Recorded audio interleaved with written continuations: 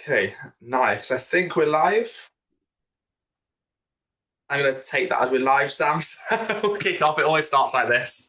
Um, I guess welcome everyone to today's webinar on the security operations skills gap and how to close it. Just to make you all aware, a bit of housekeeping that we need to do. This meeting is recorded. The recording shouldn't see any of you. There is this attendees that we can see. But if by chance the video does turn on, please let us know if you don't want it on there, although that shouldn't happen today. It's been presented by myself and Sam. We'll do introductions for that any second now. It should last around between 40 minutes to 1 hour, depending on how many questions you ask me and on how many tangents we go on today. So we'll just have to wait and see. Again, thank you for joining. If you have any questions as you go through the webinar today, please just drop them in the chat or use I think there's a question answer feature in Zoom. It's not my first rodeo, but I always tend to forget. And the chat feature as well can be used if you have any questions, and we'll sort of pick them up from there. If we don't answer your question today, we'll aim to answer it at some point afterwards in a blog post potentially or something similar. So please stay tuned. So who are we? This is usually who am I when it's on my own, but there's two of us today, thankfully. So you got myself, Seb, Director of Content and Training at Security Blue Team. Content engineering, if you're here, hopefully you know what it is. If you don't, the best way to put it is essentially, if a cybersecurity person was a fireman, content engineers build the pretend fires that you guys have to put out that gets you ready for the real fires. A bit more to know about me. I've lost convincingly to Sam on Fantasy Football League for 4 years running. I'm hoping to book that trend sometime this year, but we'll have to wait and see. I live in sunny Lincoln, or not so sunny today, and my dog's name is Rex. If you ever get a chance to meet him, he's absolutely wired. Sam, over to yourself, buddy. Hello, so I'm Sam. I'm head of CSERT over at Centrica, so a global energy firm. So that's head of incident response. So I lead the incident response team. We're responsible for escalation of security incidents from our security operations center, and then we field pretty much anything. We're our front door to cybersecurity issues and problems within Centrica. So I look after incident response, and I also look after quite a lot of cloud defense as well. So I do some cloud defense stuff, predominantly around sort of detection and response within cloud and uplifting that, and certainly sort of security posture type things as well. As Seb alluded to, I have beat him 4 years on the bounce in fantasy football. He says he's going to book that trend this year, but it's not looking particularly good for him again. He owes me about 4 dinners. We recently had one of them. That's normally the bet for the year. I also reside in Lincoln, so unfortunately I live very close to Sebastian. Our daughters are friends at nursery as well, so we see quite a lot of each other. And our dogs are best friends as well. We've both got golden doodles. My dog's called Josie, his dog's obviously called Rex, and they're just two big, stupid golden doodles. Mine's a little bit placid compared to Rex, but yeah, they're both daft. That's me. Yeah, Rex is a bit silly. Sam, you can tell us a bit about your background, I guess how you got into cybersecurity. I forgot to go into that, but I'll let you kick off first and then I'll go back to myself, please, buddy.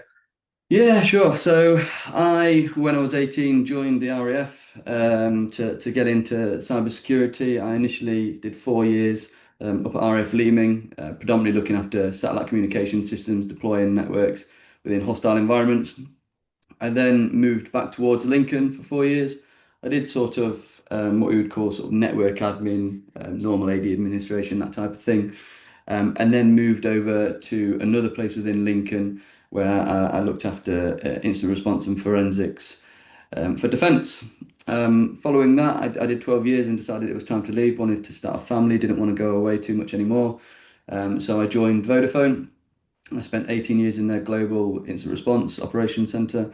And then Seb joined me when he was leaving. I said, come to the dark side, come over here. So we worked together there. I then, after 18 months there, moved over to Spider Labs to work as a consultant for them in incident response. So looking after engagements, high impact ransomware type cases, often for clients. Obviously, after a while, I realized I missed Seb far too much. And I brought him over to Spider Labs. So we both worked there together, which was a lot of fun, but a lot of hours work together. Late nights on cases for clients. And then I had the opportunity to go into incident response within the crypto world. So I moved over to an organization called crypto.com, and I worked for them for a period before moving over to ICE. ICE are a global financial organization. They own the New York Stock Exchange. They own loads of mortgage tech, trading platforms, etc. Quite a large organization. I did incident response there. I was a lead engineer there for 2.5 years before moving over to Centrica as the head of the CSET team, and that was sort of middle of last year. Nice. I mean, Sam's covered half of my career path there. Air Force is pretty much ditto, very similar. Vodafone, Spider Labs, ditto again. I went off to another content engineering platform, and then came to across to Security Blue team to do what I do now, which is build content that hopefully some of your lovely attendees have played at some point in the past. And if you haven't, definitely give it a go, please.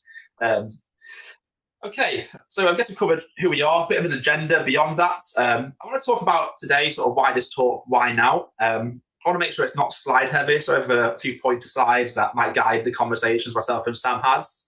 We'd like to keep it, I guess, to some extent quite informal today. I'm really just going to, I guess, sort of branch out into what we see as trends, how we define skill gaps, what we define as good.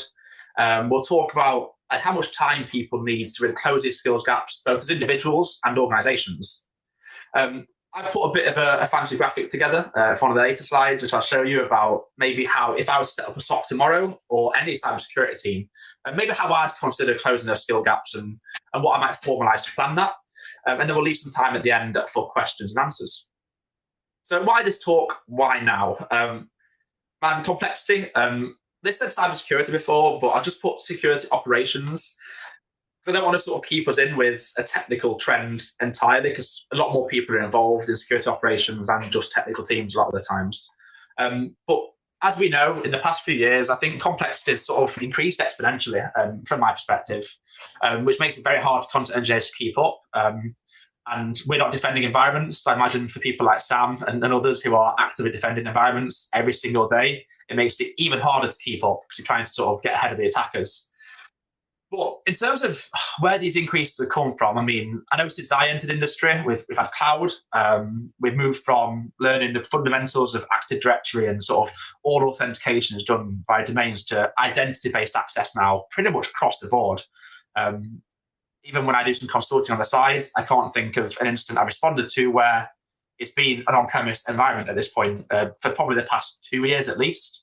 And I'm sure Sam will cover that in a second.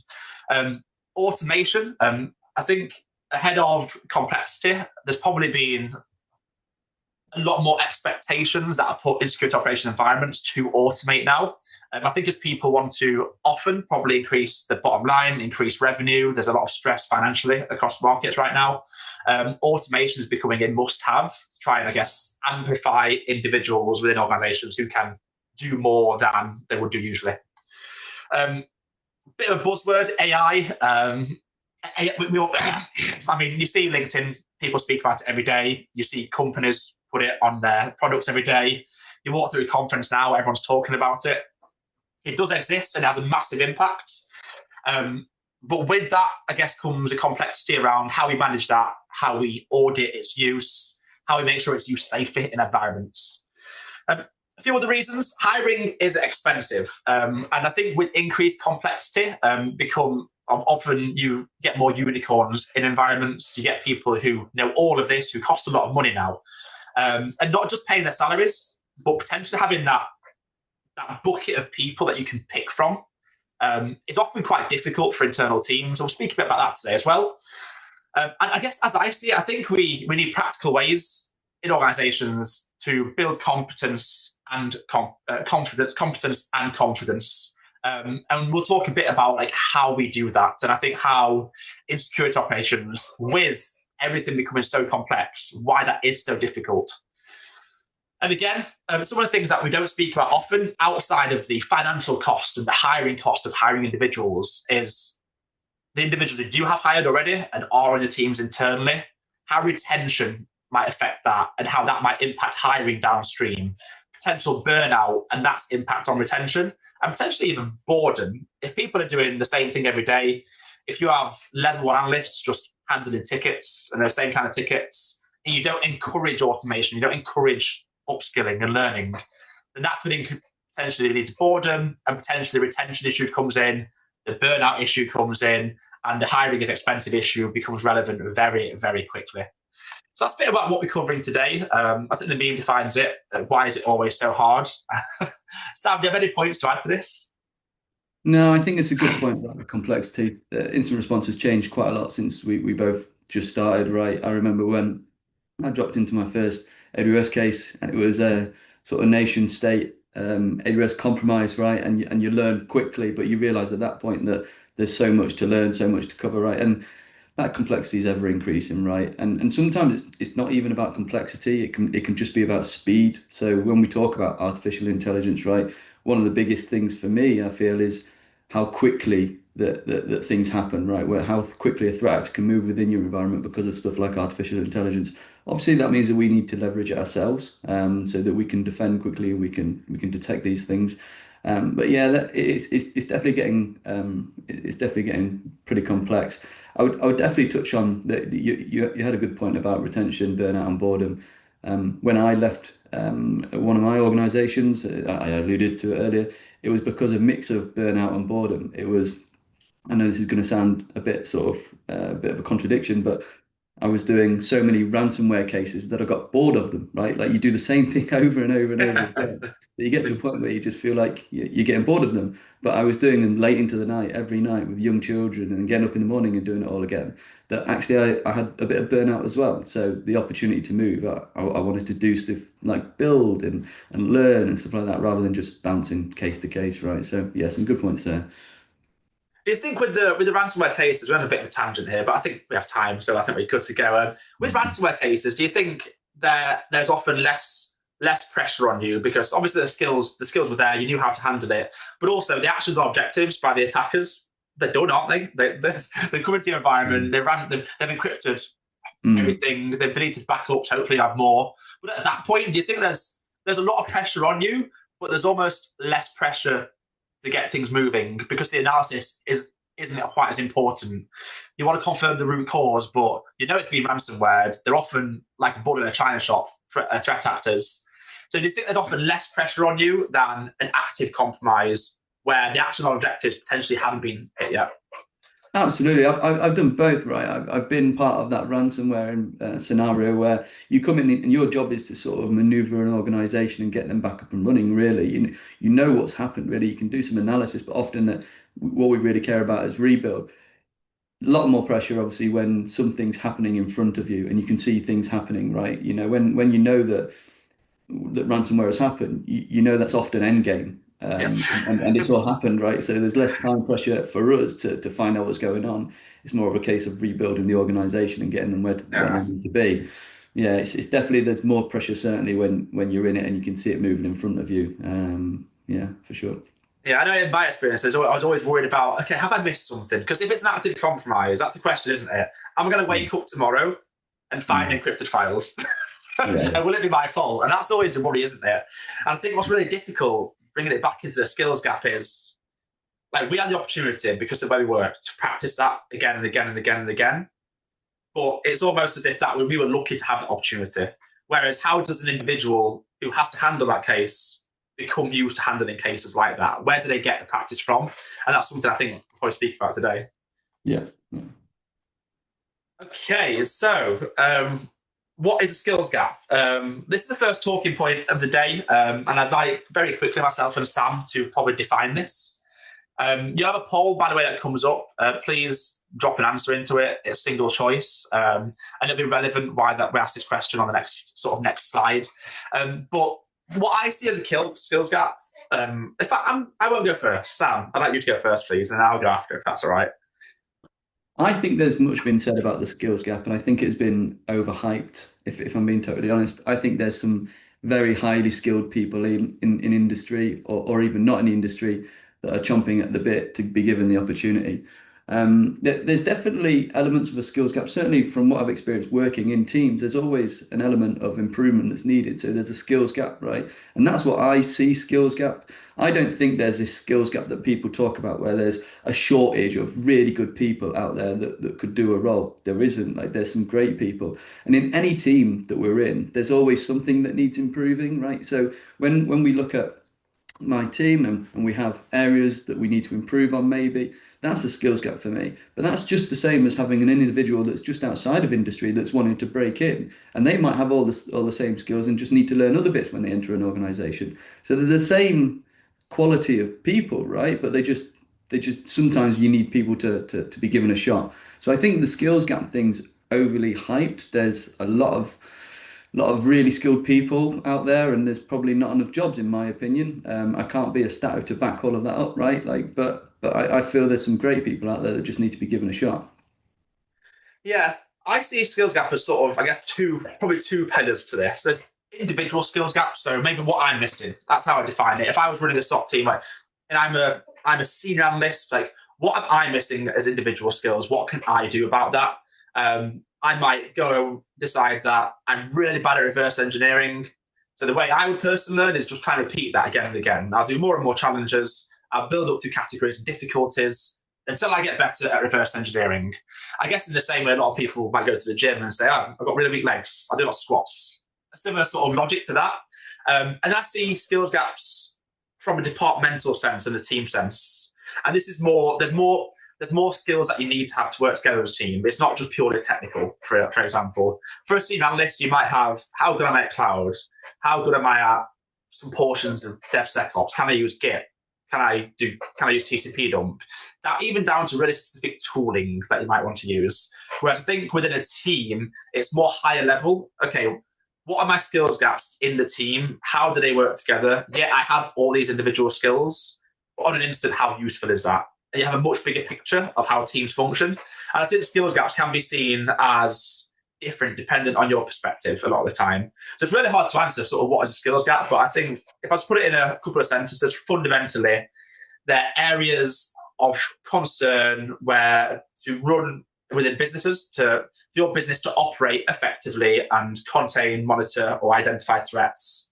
What skills are you lacking? Your skills gap can often depend on the attack surface. Like the example I give is if you haven't got an on-premise environment at all, and you are a complete Mac suite, you use G Suite, you've got Node AWS, you've got GCP, then what's the point of having loads of people who are highly qualified in AWS and highly qualified in Windows forensics? Your skills gap look a bit different. So it's an ever-changing system, I think. And filling it is often quite difficult. Any more points, Sam? No, just the last point. As much as hiring is difficult, I think that sometimes we make hiring difficult for ourselves, right? I think sometimes when we want to fill that skills gap, when we're talking about people, I think it's about where we look often and what we want. Because sometimes, and we'll allude to it later, sometimes the best people are right under our noses. Sometimes they Yeah. need to be given a chance. Yeah. Do you think with the skills gap, do you think part of it is like you can identify a skills gap and often you might hiring managers, and I won't mention sort of many organizations that do this, will take a CV and say, well, that fills our skills gap. And then they'll bring them in for an interview and they'll speak to them. But our jobs are so technical and hands-on. The question that I always ask in my head is, well, how do you actually know they're going to fill a skills gap that you have unless you test them technically to see if they fill that gap? And I think that's where potentially like practical hiring comes in, understanding whether that's using a platform like ourselves, I guess there's a quick one line there, or whether that's building, like we have done in the past, an internal range, internal artifacts for them to talk through and perform their best and really showcase how they fill the gaps that you have in the team. Yeah, I think that platforms like yourselves, they do help, right? Because if I have somebody in front of me that maybe hasn't got the experience in what I want to hire them for, but I can see that they've used a platform extensively, like a content engineering platform, right? I know that they've got practical skills, right? So I don't need necessarily to have a full-on practical interview. You hear about people having a practical stage where they'll have a scenario or they've made maybe an environment where they'll get tested. If I can see and there's evidence of those practical skills, for me that's often good enough, right? Yeah. And I think that thing about hiring is what we look past sometimes is the skills that somebody has right now, and as opposed to maybe what we need in the future. So sometimes, and certainly I've done this quite recently. I've gone, where do I want our team to be? And I maybe know that there's somebody that doesn't work within our environment right now, maybe isn't security conscious as much as maybe we are, but has the necessary skill set. So we'll allude to it later, but DevSecOps, right? Yeah. If I want to talk about DevSecOps and how important that is, especially when we think about all the stuff that's happened recently, the Shai Hulud sort of stuff is a prime example of where instant response is changing. Now, what better person to get than somebody that's a really good dev Yeah. that you can tell has a mindset for security as well, that just needs a little bit of assistance and a little bit of exposure to that security world, right? And then you're going to end up with an unbelievable dev that's a security guy as well. Like that's the Yeah. best of both worlds. So yeah, it depends on where you want to be and what you're hiring for. I think we can all sit down and go, we need an instant responder that can do AWS, that can do Azure, that can do on-prem, that knows AD, that knows Entra ID, right? Like we can all do that, but where do you want to be in 3 or 4 years' time? And Yeah. have a look at where the market's moving before you go, oh, actually, we need these skills. No, nice. Thank you very much for that. I think we should go on to the next slide and essentially look at the results of the poll. I think they should come up. Oh, wow, quite a mix. Sam, can you see the results? I can, yeah. Okay, nice one. For everyone's awareness, by the way, what we got from the previous poll. So what do you think is the biggest skill gap with technical operators right now? So that's people like myself and I want to say Sam, although you're head of CSERT, but I think you're still the technical operator. Or maybe potentially the people in the call right now. So we have AI, cybersecurity engineering, cloud, fundamentals, and other. So unsurprisingly for me, potentially surprisingly, I would choose the same as these people, but fundamentals is the highest percentage in there. And it's interesting. We'll speak about that in a second. AI comes second, and then cloud, and then cybersecurity engineering. Sam, what are your thoughts on that poll? Are you surprised at the results at the minute? I'm not surprised with how popular the AI choice was, and I'm not saying that it's the wrong choice. None of them are the wrong choice, right? But I think there's a distinction that we need to make around AI.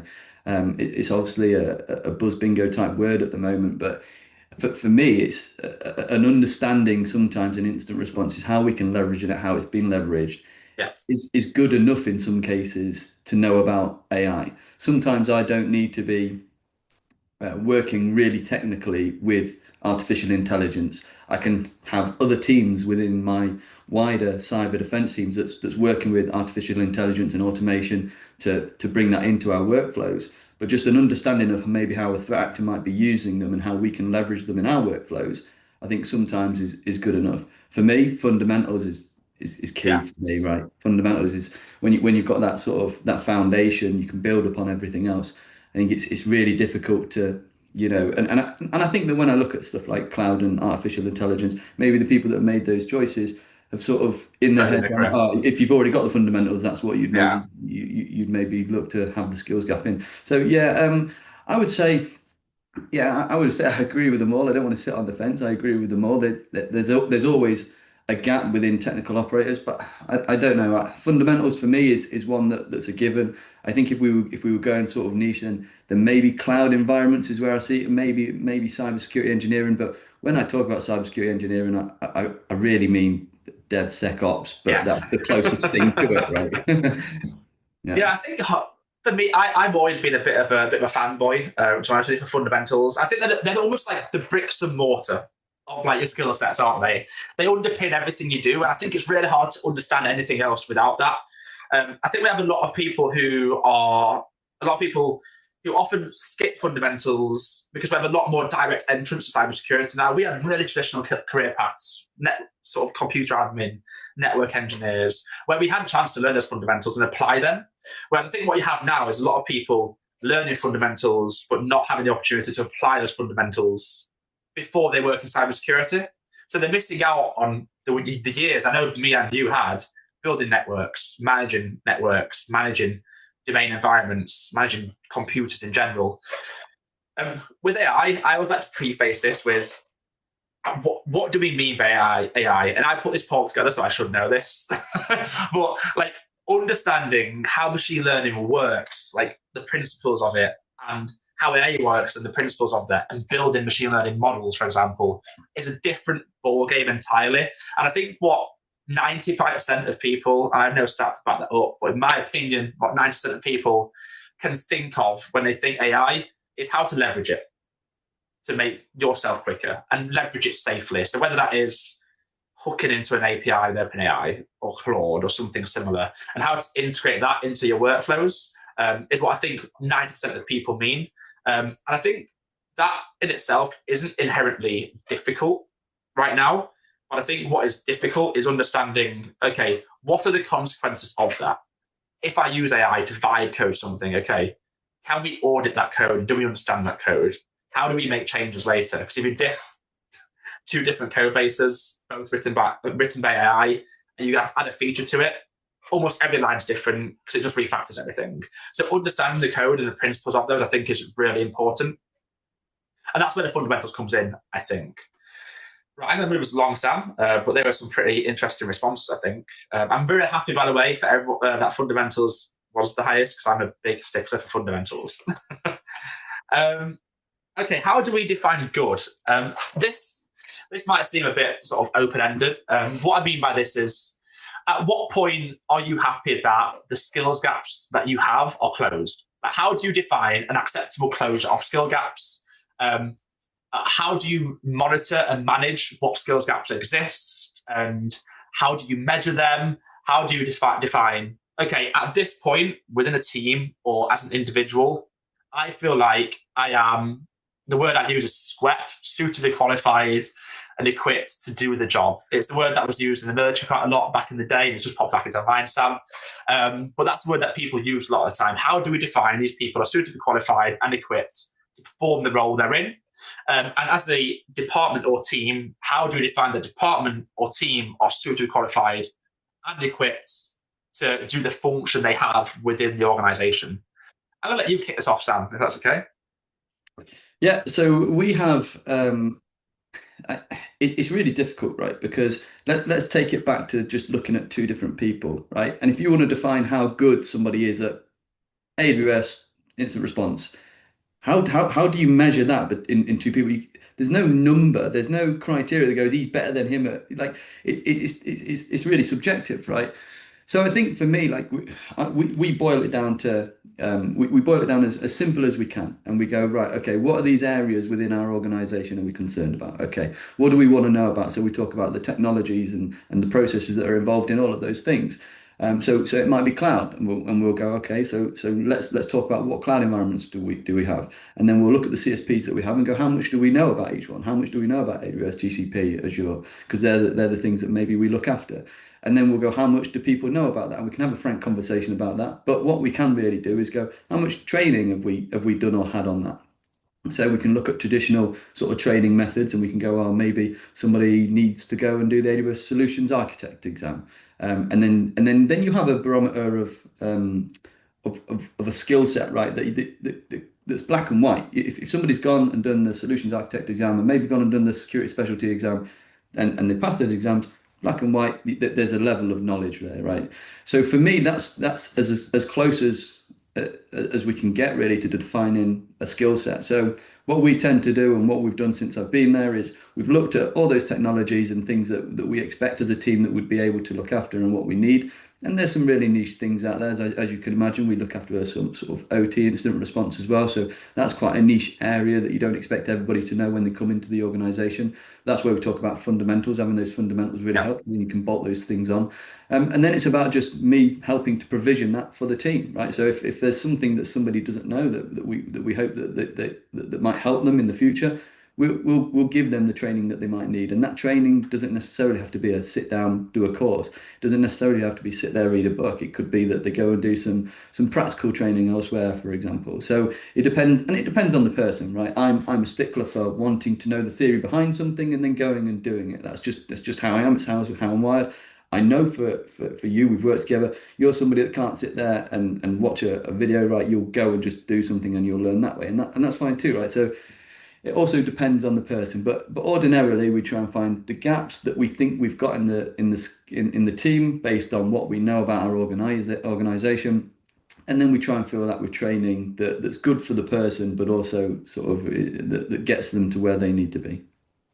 It's difficult, isn't it, how to define good? I sort of almost, I don't want to break it down into numerous things again, but there are frameworks that exist that a lot of people are aligned to. I'm not sure if there's any government people in today from like DoD, but like DoD are sort of building their own framework based off like what used to be NIST skills. I'm sure you've seen them on sites before. There's a lot of people who say they have certain coverage, like vendors, they have certain coverage of certain skills. And they've almost broken it down, like US military used to in very traditional senses, Sam, into really individual roles. And if you remember, we were in the Air Force, we used to have like the sweat sheets, didn't they? And when me and Sam first joined, like they were really simple, like can you make a Cat5 cable like, for a computer? And you almost get a tick box in there. And then once you can do all these lists of tasks, you were seen as suitably qualified.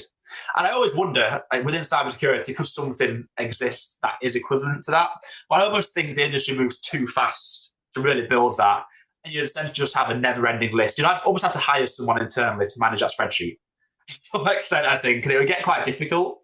Yeah, it's really hard, I think, how to define good. I think a few ways are like platforms like ourselves. I would say this, but I think we can base it off difficulties. I know if I was to come in build a SOC today or tomorrow, I would look at platforms that exist like ours, look at the difficulties, and potentially assign like what I call exploratory labs for people to play through, and use those as almost a judgment call as to where people are in between certifications they might sit with us or any other vendor. Whether that is, like you said, Sam, the AWS sort of solutions architects. If they were potentially architecting AWS, I might assign them, if we had AWS labs for them to defend and play through and attack, to give them those fundamentals in between sort of course 1 and course 2, or training path 1 and training path 2, is how I think I might do it. And just how they do on that is based on sort of, that's how we define good. And I think you probably link part of it back to your attack surface as well. Like, what coverage do you have within organizational functions for the attack surface that you have in place? So if you have a massive AWS suite, do you have a suitable amount of people to manage the amount of AWS infrastructure you have? And if you don't, do you have people who can help automate that if you don't have the same people to do it? So it can be quite difficult. Let's move on to our next slide and look at the poll though. Okay, how do you measure skills gaps in your organizations? So this one I think is unsurprising to me. For everyone's awareness, number 1, we have internal competency framework / matrix. And for those of you who didn't select that or don't know what that is, these are usually really, really, really big, complex spreadsheets that sort of blow my brain, even though I can do security analysis. I'm really bad at Excel, so I really struggle with those. Number 2, I think, again, unsurprising, is alignment to a professional framework. I thought what's really positive is seeing maths tell me 3/4 of people, of the attendees here, have selected that they have a framework that's in place, whether it's alignment to professional framework or an internal competency framework. Number 3 is best guess. So that's sort of sticking your finger in the air and hazarding a guess at that.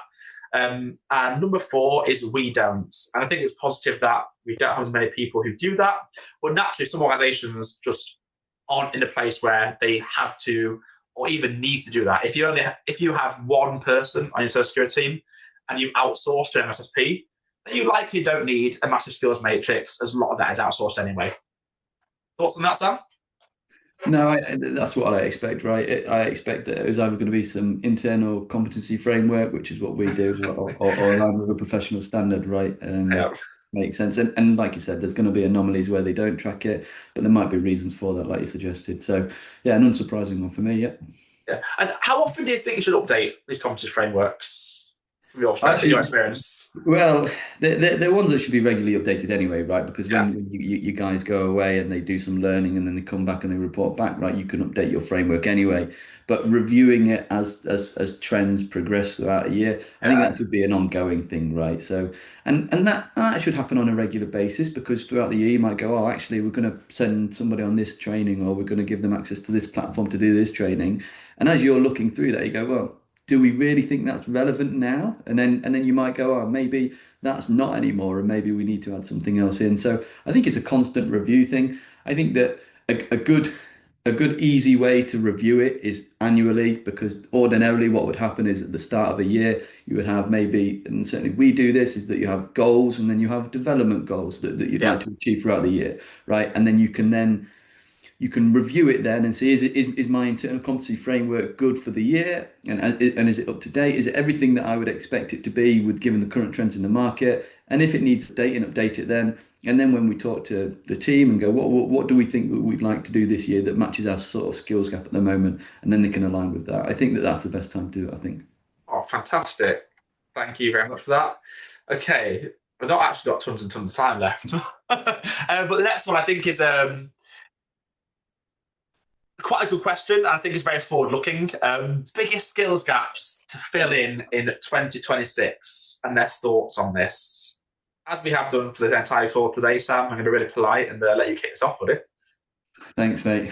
And I'm going to get splintered because I'm going to sit on the fence of it once more and say all of them. No, and there's a reason for it, right? Like when we talk about DevSecOps, we had the Shai Hulud thing that occurred sort of back end of last year. We relied heavily on people that were great at DevSecOps within our environment to help us chase that down and understand what was going on and the impact to our environment, right? And traditional incident response, while the fundamentals are great, that I think that's the way that we're moving in terms of incident response. I don't see that happening less. I see it happening more. That's why we've got Shai Hulud 1 and Shai Hulud 2, right? Like it tells you everything you need to know about the way that that's going. Cloud, exactly the same thing, right? When you think about some of these attacks that have happened within the cloud, truffle hog being ransomware, getting some API keys, getting some AWS access keys, and then moving into an environment. And so cloud is quite an obvious one. And then deving and coding for me, whilst Claude helps, it needs validating, right? So I think that's a fundamental that helps. We can now dev really quickly, right, with the help of Claude. So it's just about understanding the fundamentals for that. So that's probably less so, but you'd like to think that you can have some understanding of that so that you can sort of validate what Claude's doing, right? But often I think that's becoming less as good as. So the better Claude gets, the less we're going to maybe need to know how to do that. I would suggest at some point, and then it might be a case of how good are you at prompting Claude to do what you want it to do, right? Yeah, I hope it doesn't get too good because No, no, no, no. I want to make sure I have a job That's the forever, fun part of ideally. our job, right? Don't take the fun part away from my job. Yeah, Yeah, the biggest skills gap this year. I want to rip you for sitting on the fence, but it's really hard to because I'm going to have to sit on the fence as well. yeah. If I had to make a push and decide, it would probably be in the poll that people can see. We have DevSecOps and development/coding on different lines. I don't know why I did that, if I'm honest with you, because I think they're almost at times one and the same. Dependent on development/coding, is often a part of DevSecOps and that workflow, but I think development/coding as an entity on its own still has its place because the example I give is, look, we're a security blue team, and we don't have offensive content at the minute, but I think what you can say is that every pen tester, every web app pen tester is probably expected to understand how to develop, how to code, how to audit the code they're looking at. So I still think that's really important. And if I was to actually make a pick today, I would probably go for DevSecOps, I think, as probably the most critical skill ahead of this year.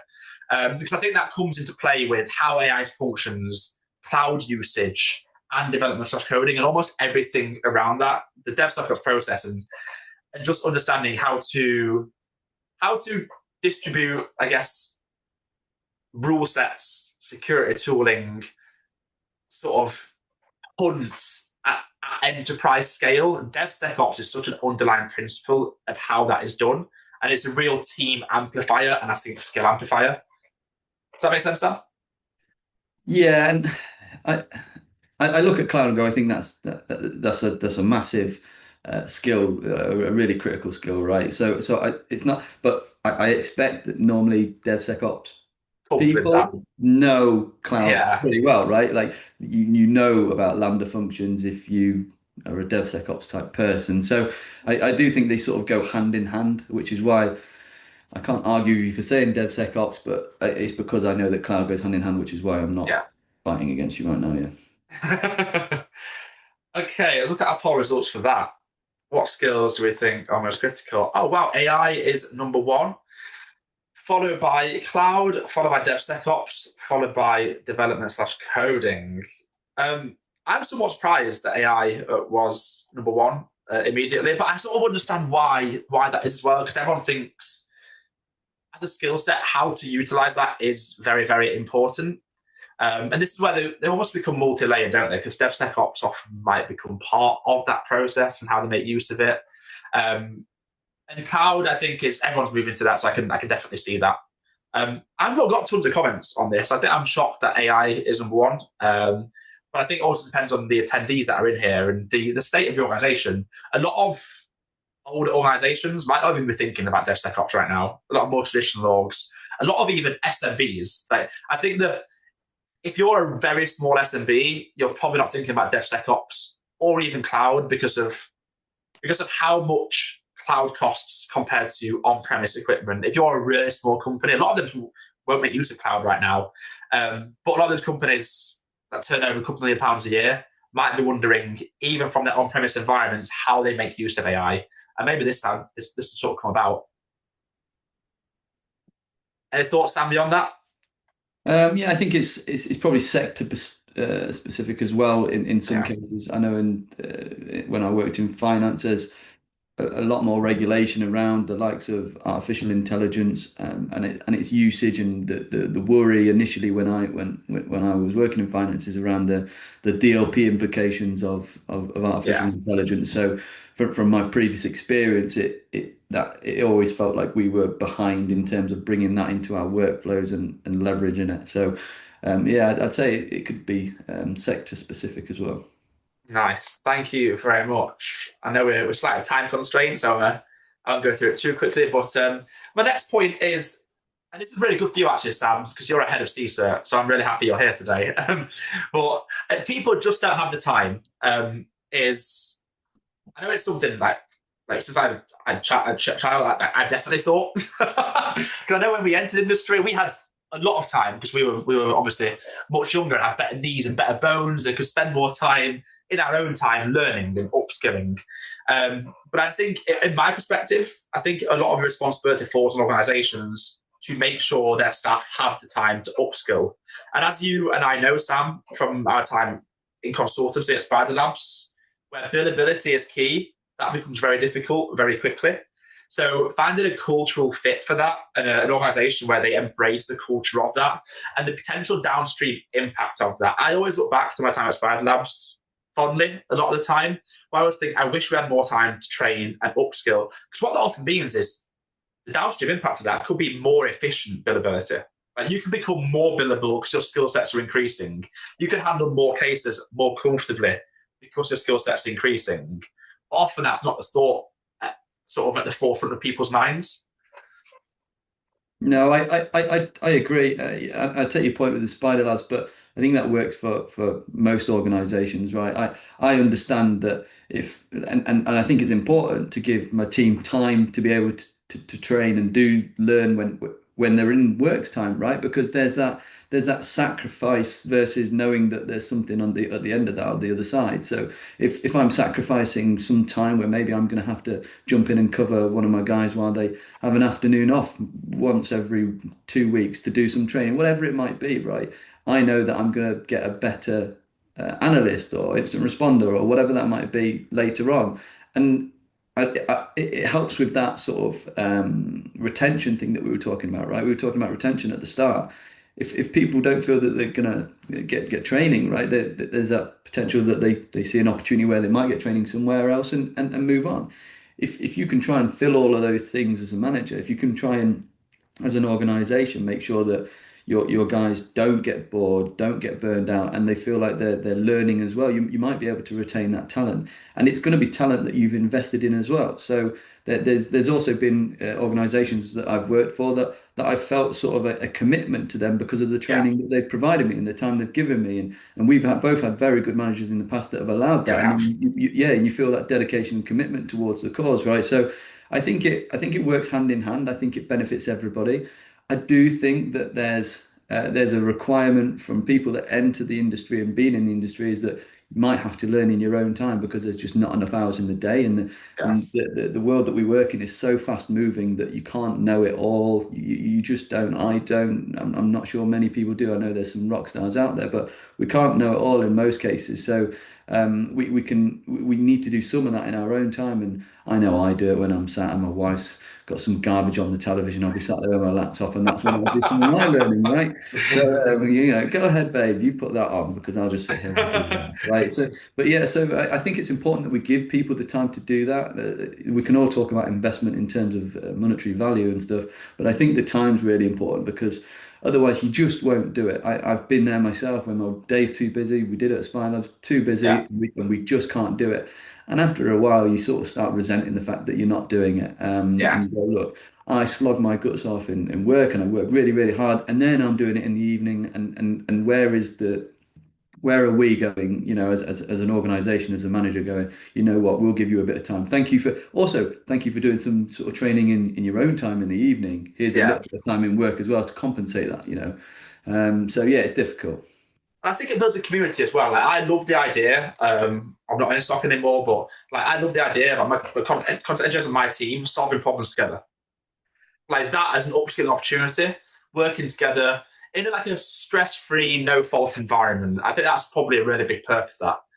And Let's and tell you what. I can give you an example of where that's happened, right? So last year we brought in a platform that had gamified learning. We had a bit of a leaderboard, right? And everybody was on it, and there was a prize for a couple of people if they finish high up in it. So there was obviously that incentive to do it. But also what we would do as a team is that maybe we'd have a couple of hours on a Wednesday or something, if we had the time, and the people that did have the time, where we'd sit and maybe do some of the challenges together that maybe some people weren't able to do and some were, right? So there is that camaraderie, and we also, oh yeah, that's how you do it, and you'd find that people start progressing more. And you know what it's like in those gamified platforms. Some of them you can't unlock until the next one, so you need help unlocking one, right? So you can move on to the next ones, and you find someone stuck on a question, and actually they can just move. If they answer that question, they unlock a load more, and they can actually do all of those. And so yeah, we found that good to have a platform like that where we were able to do stuff together as well, right? Nice. That's what I like to hear. Pizza, beers, and some sort of content stuff together is always nice. Yeah. Poll results. They just come up. So in terms of the order that we have here, this might be quite good for people to understand like where they sit with this. So monthly, it is the highest number. I'm really curious to know like how long people get in that monthly requirement. Um, Annually is number two, which is, I think, quite surprising for myself. And then it's weekly. We have no one pick every 2 weeks, so fortnightly, and 6% of people have selected never. Um, I don't really have tons to add to this. I'm a big believer that the more practice people have, the more repetitions people can put in, the better the outcomes are. Naturally, I am director of content at Security Blue Team, so I'd love to have daily in there somewhere, but that's probably unrealistic. But I think as often as we can get is the ideal there. Sam? No, yeah, I agree. If we can do it regularly, that would be great. I understand why annuals there. I've been in those environments where, an organization will go, we're going to block book you out for a week and you're going to go do X course or whatever. Yeah, So I'd imagine that's probably where that sits. I might be yeah, wrong. And then the people that are a little bit more regularly are maybe the people that are engaging in a little bit more less chunky, less expensive yeah. time. Yeah. Fantastic. Okay, right. I'll breeze through this really quickly. There's some levers that I built, sort of put together, which I think Sam's going to probably say, well, you've just put, like, I can't remember what you said. We went to many slides for the day, so I'm sure you mention it in a second. But if I was to build a SOC today, how would I manage this? And I think initially you'd have a sort of competency matrix, and not just competency matrix sort of individual skills, but also team skills and departmental functions that exist. Like how well can we handle incidents together? What metrics do we want to increase, and how do we increase those by applying individual skills to those? So you sort of define outcomes and standards. You then enable, in an ideal world, potentially using a platform like Blue Team Labs Online, individual realistic practice, sort of gamified learning, opportunities for people to form those repetitions. And then after that, the goal would be to try and make sure your team / department can practice together. If I, again, headed up a SOC tomorrow, the first thing I'd put in, send regularly, is sort of rangified environments where we deal with live attacks live, whether these are red team engagements, whether these are TTXs that you run with organizations, and put something together to enable departments and potentially even functions to work together. And then all of this needs to feed back into, okay, what feedback do we get from that? How do we better position our SOC, and what progression do we potentially need to better meet the outcomes and standards that you've set? That's sort of what I would do. They're the levers that I sort of drew out. And I think Sam came up the other day with what was it, Sam? I don't know. It felt like you were doing some overcomplicated lever system for something that's like identify, learn, do, review, or something like that. And you made it really complicated, but yeah. But very well done, very clever. That's what I would do if I was the SOC tomorrow and I headed up a SOC. And I had to rush that really quickly to get through to the Q&A. But if you have any questions on that, the recording is available afterwards. Please feel free to take a screenshot if you plan on using this. And we are in Q&A now. We've got about 4 minutes, and I think we have 1 or 2 questions in the chat. I'll read it out to you, Sam. Mm-hmm. I think you're best to answer this initially, and I'll come in afterwards. How do you balance wanting junior analysts to use AI to help supplement their investigations, but not losing skills they would gain by doing it the quote-unquote old-school way? I wouldn't just put this straight to I don't. It's not segregated just to my junior analysts, right? I want my senior analysts to use artificial intelligence because it speeds up our workflow. But I think you're right. I think it's difficult to. We want them to understand the underlying principles, right? But I think that we have to also be honest with ourselves. Sometimes, certainly, let's say that we want Claude to develop something for us. We want something coded. We want something. Let's say we want an AWS Lambda function that's going to contain an EC2 instance, and we want that written really, really quick. We have to just be honest and transparent with ourselves and understand that Claude's just going to do that for us. We're going to validate it work. Yes. We're going to validate the code and make sure there's no massive issues, and then we're just going to get on with it, right? And naturally, what's going to happen with that is skill fade. But I think that what we have to also bear in mind is that whilst we might be skill fading then that and not doing that as much, we could be learning about the next thing. That's more time to learn about the next thing that we're going to need to know about. So if, I don't know, let's say that you've got somebody that is proficient in coding, in Python, C, whatever, and they've done that loads, but then they start bringing in Claude and loads of AI tooling, and they don't really have to do that anymore. Then maybe they can go learn about some, for me, it might be some OT incident response and forensics, and they can go learn about OT environments and understand how they work, and know that Claude's really doing it. They may not want to do that, and obviously that's just one example, but I think that at some point we just have to be transparent that whilst we want them to know fundamentals like that all of the time, as we bring AI in, there's going to be that natural skill fade. And I think it's on us to try and keep those principles as long as we can. I think this is where security engineering and organizations holding accountability for their processes comes into place. Because, you don't want your junior analysts just dropping stuff into GPT. And this is where you want to make sure your junior analysts can spend time on the complex tasks. So your really low-level tickets, potentially you can even start to automate the going through those. The example I give is I've seen some systems in the past where they have automated workflows. If there is an impossible travel alert for someone logging in from the UK one day or an unknown location even, and then Morocco tomorrow, then there might be a HR system you have where you detail where you are on annual leave. And there might be an API call that NAN can make to your HR system. It then pulls back where you are for annual leave, verifies you're in Morocco, and that is a job your analyst doesn't have to do. So you're taking away a really simple job that your analyst may have to do on a day-to-day basis, and you're answering it very quickly. So that means your analyst can concentrate on the more complex tickets, the more complex instances that come in, and the more complex analysis that requires a lot more of their time. Next question, Sam. I know you have to go in a minute, so I'll let you answer this really quickly, and then I'll take it right for the end. Okay. And I will stay and answer some questions. I guess give me 30 seconds, Sam, on how realistic are current expectations placed on junior analysts. People are asking them to do a lot, like you mentioned earlier, and how do people balance this?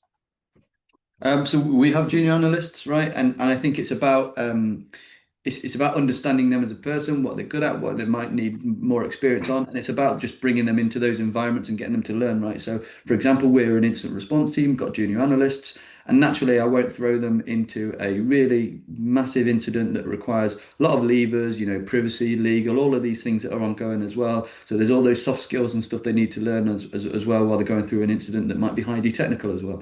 But what they can do is be part of that incident, right? And if you're a part of it, and we've been there, haven't we, Seb, is that when you're in an incident and you're in a big one that maybe you're not leading and you can take a little bit of a back seat sometimes, I think that's where you're learning on the job. Yeah. I think that's the best way to learn when you're on the job. There's for me, there's no amount of training that can teach you how you're going to feel and act in a really big incident that's really highly stressful, where you've got to engage upwards and downwards and with various teams to make sure that the incident's resolved. I don't think any training really prepares you for that. You can have a methodology and a process, but how you feel is going to be totally different when that happens, right?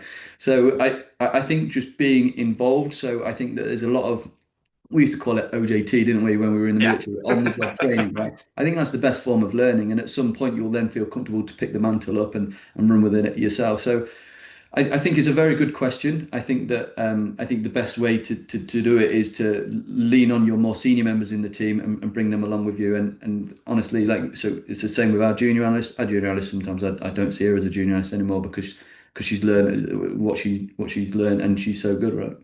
Yeah, exactly. Well, Sam, thank you very much for your time. Thank you for joining today. No problem. Have fun this evening. Thank you. Yeah, There we go. no And problem. have fun on school pick up on it. Great. Thank you. Cheers, everyone. See you later. Bye-bye. Thank you. Bye bye. Okay. That question was answered, I think, fairly well by Sam. So I'm going to move on to the next question, if that's okay with everyone.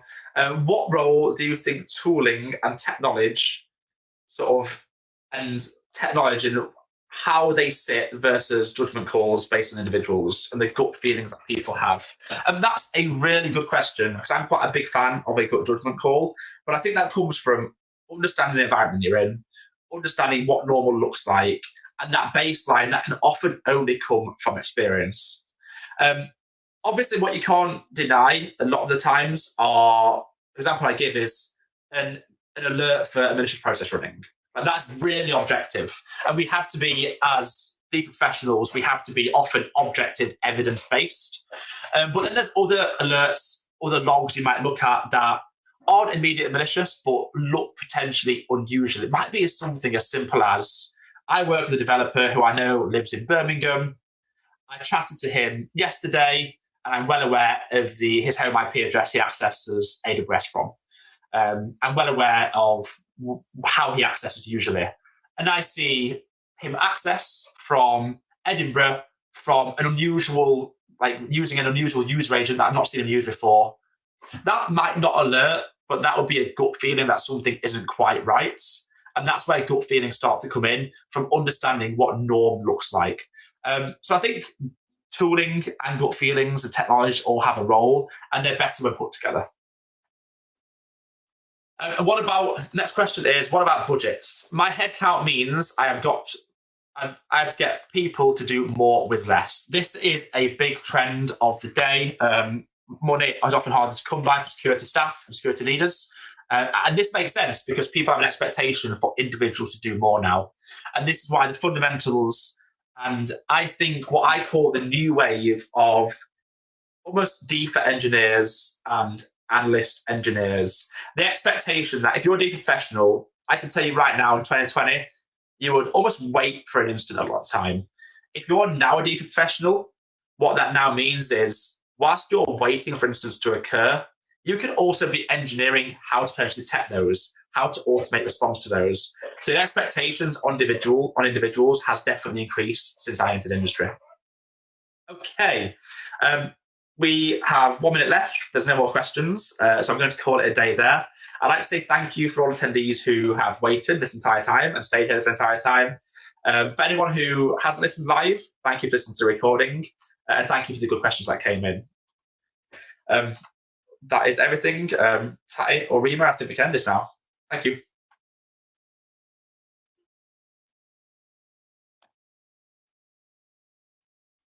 Oh, hang on. I forgot one thing. I forgot one thing. I've been told off in the chat. I do apologize. For those who are still here and want to book a 10-minute call with any of our B2B sales team, please do so through this QR code here to get something in place with our team. Thank you very much.